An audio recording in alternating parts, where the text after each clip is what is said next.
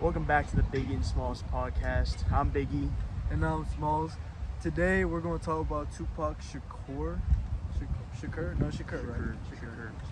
One of the best rap artists of the late 90s. He's a good artist.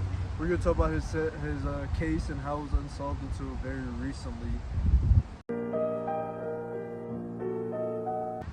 All right, before we get into the case of Tupac's murder, let's go into a little bit about who Tupac was. So Tupac, he was a rapper born in Brooklyn, New York. He wasn't Oakland.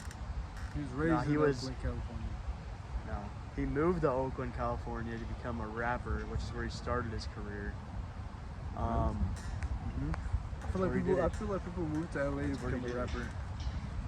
That's where it all. I think everybody moves to LA to become. Yeah, just to become someone big. Yeah, like, it's just Hollywood and all that, I guess. And yeah. Tupac also was into gangs. He was a part of the Bloods, who had rivals as the Crips. So that'll play into this case a little bit. Anything you want to say about Tupac? Tupac was played a lot, and I like his music. He was played a lot. Okay. He's good. He's good. I like him. All right. Well, let's get into this next segment.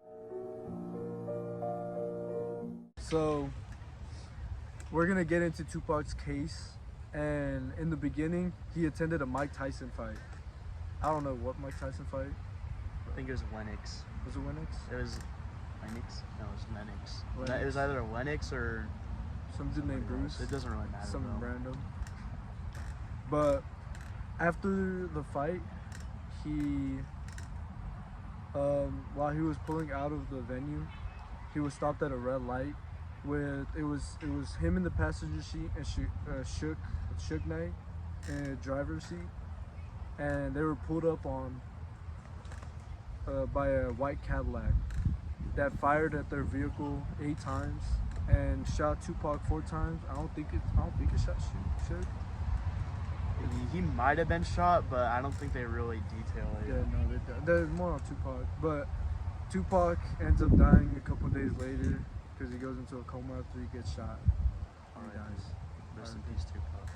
Could have had someone. Imagine Tupac and like Kendrick or something. That would have been crazy.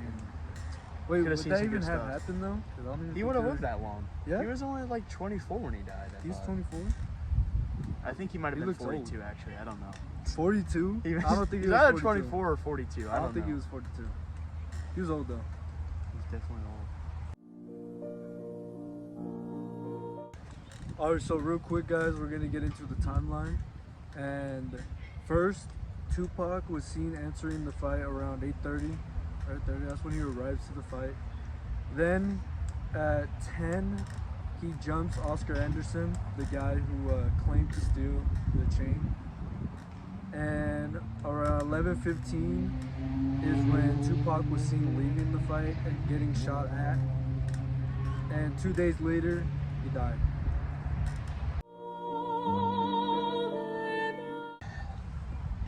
Now getting into some of the suspects of this case, the first suspect has to be Biggie Smalls, one of Tupac's good friends before this. To get a little bit of context, a couple months before Tupac dies, he was robbed actually, and he was shot 5 times in this robbery at his own house.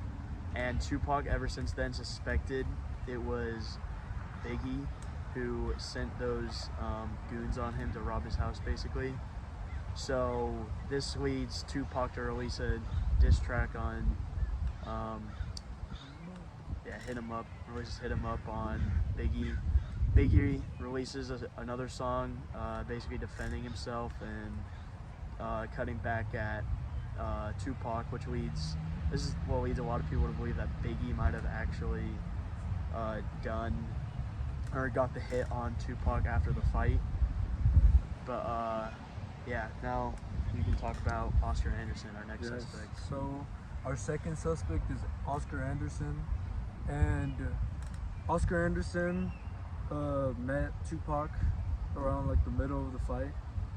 And so what he basically did was he went up to Tupac and his crew and started saying how he stole their chain, stole their rings, just claiming this. Bunch of You think so? was trying to act You don't tough. think he did I don't that? think he actually did it. It's a bluff. Probably Why, was. why would he tell him? That's what my opinion. But Yeah, I don't know. yeah, but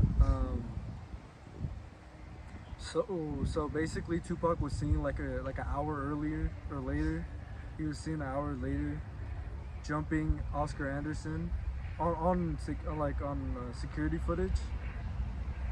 So Tupac was also shot like an hour after that. So a lot of people listen to this and hear this and like suspect it's Anderson because he got jumped. He would have a good reason to do it, but Oscar, he would. Why are you laughing Yeah, about? no, I guess, but it's like, no, yeah, you're He- right. I guess. if I got jumped, I mean, I might.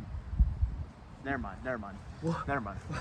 Alright. But this leads us to our next suspect, Dwayne Davis. Dwayne Davis is Oscar Anderson's uncle, and basically Dwayne Davis Oscar Anderson went to Dwayne Davis about getting a gun. Basically, Dwayne Davis gave him the gun and which Oscar Anderson would later use to supposedly shoot Tupac. We don't really know who's actually in the car, but that's what what it's pointing to, really. But, we know he was in the car with Oscar Anderson. Yeah. So Dwayne Davis is actually the only one that is basically indicted with a crime. Everybody else died before they could be persecuted, even if they were a part of the crime or not. Like, we'll never know since they all died to gang violence. But Dwayne Davis, yeah, he's the only one that actually has served time for supposedly what he has done. Anything else I should mention? About Dwayne Davis? Yeah. Sure, Dwayne Davis is also a part of the Crips, so that definitely plays into it.